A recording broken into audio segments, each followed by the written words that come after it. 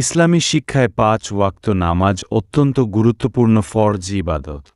কুরআন ও হাদিসে নামাজ ত্যাগ করার ব্যাপারে কঠোর সতর্কবার্তা রয়েছে।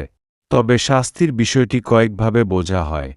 আখিরাতের দৃষ্টিতে ইচ্ছাকৃতভাবে নামাজ ছেড়ে দেওয়াকে বড় গুনাহ হিসেবে গণ্য।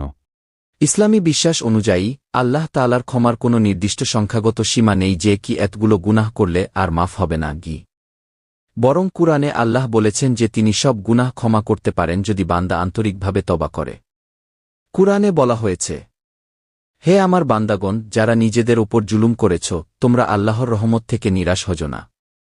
নিশ্চয়ই আল্লাহ সমস্ত গুনাহ ক্ষমা করেন।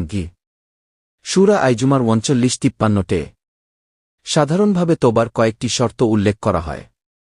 ১. গুনাহের জন্য আন্তরিক অনুতপ্ত হওয়া। ২. গুনাহের কাজটি ছেড়ে দেওয়া। ৩. ভবিষ্যতে তা না করার দৃঢ় সংকল্প করা।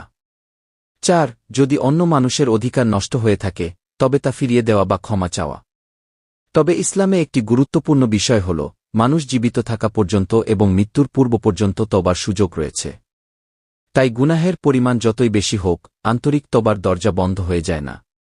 আপনি যদি কোনো নির্দিষ্ট গুনাহ বা তওবার নিয়ম সম্পর্কে জানতে চান, আমি সে বিষয়েও ব্যাখ্যা করতে পারি।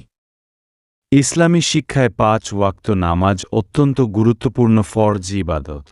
কুরআন ও হাদিসে নামাজ ত্যাগ করার ব্যাপারে কঠোর সতর্কবার্তা রয়েছে। তবে শাস্তির বিষয়টি কয়েকভাবে বোঝা হয়। আখিরাতের দৃষ্টিতে ইচ্ছাকৃতভাবে নামাজ ছেড়ে দেওয়াকে বড় গুনাহ হিসেবে গণ্য।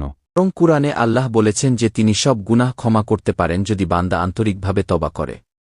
কুরআনে বলা হয়েছে, হে আমার বান্দাগণ, যারা নিজেদের ওপর জুলুম করেছ, তোমরা আল্লাহর রহমত থেকে নিরাশ হজো না। নিশ্চয়ই আল্লাহ সমস্ত গুনাহ ক্ষমা করেন।